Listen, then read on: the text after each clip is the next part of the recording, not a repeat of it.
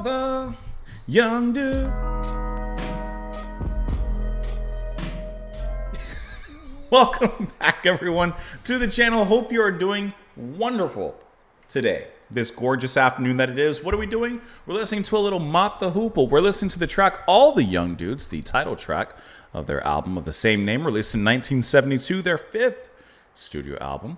We're listening to this track because it was suggested and supported by JB Faz. So, John, thank you so much for the recommendation and absolutely for the support as well. And I also see that this track had been suggested by Luciano Texera, Stephen Murano, Rodney Griffin, Pleasant Valley Picker. Actually, there's quite a few of you.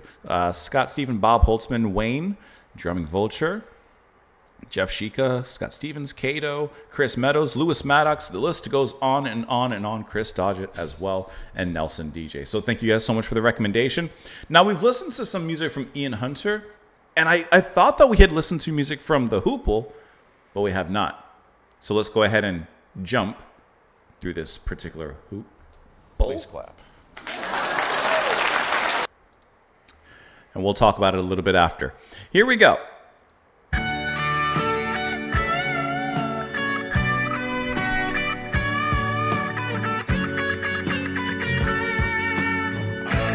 Starting off on a great foot.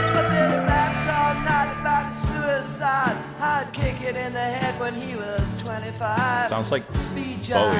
Don't want to stay alive when you're 25. Like Spiders from Mars era. Clothes from Mars and sparks, and Freddy's got spots from ripping off the stars from his face.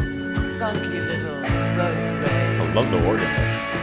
The television man is crazy. Sam with juvenile delinquent Rex. Oh man, I need TV when I got T-Rex. This is like Ziggy Stardust era.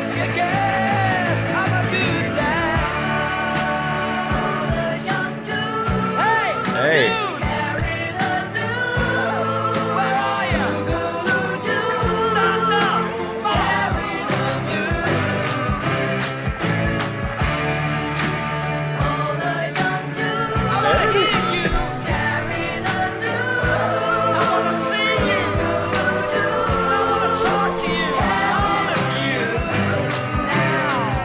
This is like Hoople's Starman.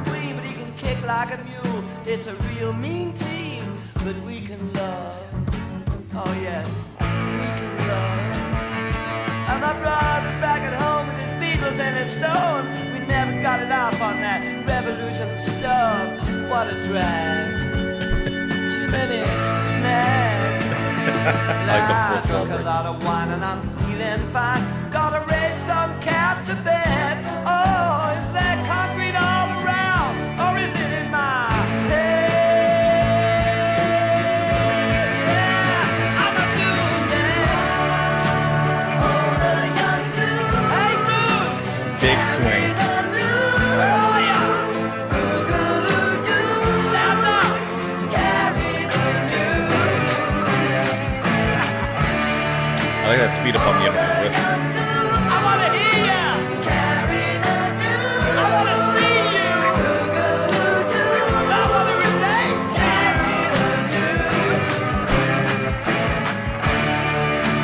All the young dudes. What news? Let's hear the news. Come on. I wanna kick you.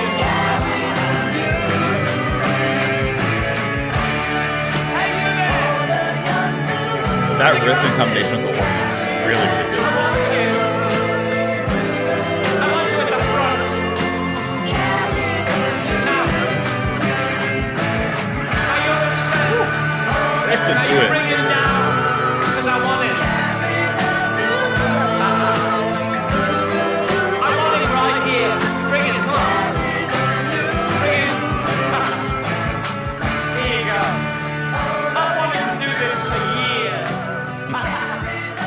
There you go.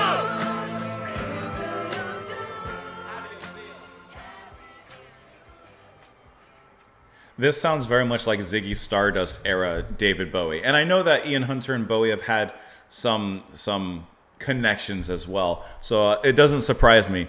But this is such a good, emotional, powerful song. especially the ending, which goes over a minute or so, it seems, and the repeated lines of, going over the news and the chorus, the backing harmonies, the organ. And I love the back end of that riff where it speeds up and chops it up just a little bit. Like at first it's even cuts, right? Give me the news. It's even cuts. But then you got that end. But. Just really, really cool how the music has that wonderful contrast at the end to kind of, contrast off of the flavor before that of the chorus. And then it settles right back into it. And the verse is very much acoustically driven. Ian's voice is wonderful. Like I said, I can't help but think of David Bowie in listening to this, but really enjoy the solitariness of the isolation of the acoustic guitar and Ian's voice in the verse. And still get the organ there, especially in the very beginning. And actually, speaking of the beginning of this track kind of tells you a lot already. In the first 10 seconds, you get a lot of what to expect. Great guitar, organ sizzling in the back there, a nice, powerful lead. Look at the seagulls. And already 10 seconds, and you get a little dash of that distorted guitar right at the very end before it leads into that first verse. So you get a lot out of this track. Right in the 10 seconds, but then it's satisfying as it moves through those stages from beginning to end and further on. Let's look at these lyrics here real quick. Pull ourselves back up. Well, Billy rapped all night about his suicide, how he'd kick it in the head when he was 25. Speed jive, don't want to stay alive when you're 25.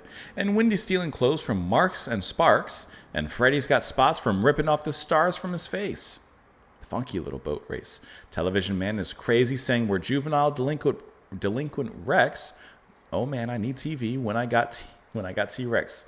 Okay, I got the band reference. Oh brother, you guessed, I'm a dude, dad. All the young dudes carry the news. Boogaloo dudes carry the news. Okay, now Lucy looks sweet because she dresses like a queen. Is she in the Sky of Diamonds? There are Beatles references later on.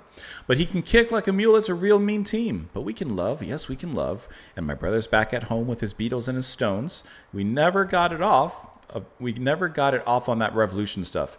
I'm thinking not only Revolution of like the 70s and everything, but obviously Revolution, from White Album from the Beatles. What a drag. Too many snags. Now I've drunk a lot of wine and I'm feeling fine. Gotta race some cat to bed. Oh, was that concrete all around, or is it in my head? Yeah, I'm a dude, Dad. I think this is really just at the meat of this. I feel like this is talking about this generation of young dudes. The music they were listening to, the things that they were involved in. I think that's overall what it's talking about. Hence the chorus, all the young dudes carry the news. The young dudes are what's driving, for lack of a better word, the news and what's happening in the world in that time. The current events. And it just repeats that outro. Hey, you, all the young dudes with the glasses carry the news. I want you. It just goes on and on from there. Looking at this particular track here, let's look at the Wikipedia article. So it was written by David Bowie. Well, that explains it. Originally recorded and released as a single by Mott the Hoople in 1972. Bowie produced the song, which he had given to the band after they rejected his Suffragette City. Okay, interesting. Bowie would subsequently record the song himself. Yes, we've heard that one. I guess that's why it makes sense that it sounds like it's a track off of Ziggy Stardust. Regarded as an anthem of glam rock, the song has received acclaim and was a commercial success. It was ranked number 166 in 500 greatest songs of all time. It says in 1972, the band were on the verge of splitting up. Having been together for 3 years, they had released 4 well-received albums and developed a small following, but failed to garner commercial success. Even being on the top of the pops was not enough. In 1972, Bowie sent the band a demo for Suffragette City in hopes they would record it. The band played it and believed it did not fit their style. Bassist Pete Watts contacted Bowie and politely rejected it, stating the band broke up. Upon learning this, Bowie contacted Watts 2 hours later and said, "I've written a song for you since we spoke, which could be great." I love that. I got another one for you. Let's see. Bowie met with Watts a few days later, played all the young dudes on acoustic guitar. Watts recalled, "We hadn't got all the words, but the song just blew me away, especially when we hit the chorus." Watts then introduced Bowie to the rest of the band, where Bowie sat cross-legged on the floor and played the band the song. They were ecstatic. Hunter says, he just played it on an acoustic guitar. I knew straight away it was a hit. There were chills going down my spine. It's only happened to me a few times in my life when you know this is a biggie. And it goes on and on from there. Let's see. During the session, Hunter said it was a high because we knew we were singing a hit. But we recorded a guide vocal for them, which they remixed over the original backing track. Song has similarities to Rock and Roll Suicide. Yeah, that makes sense.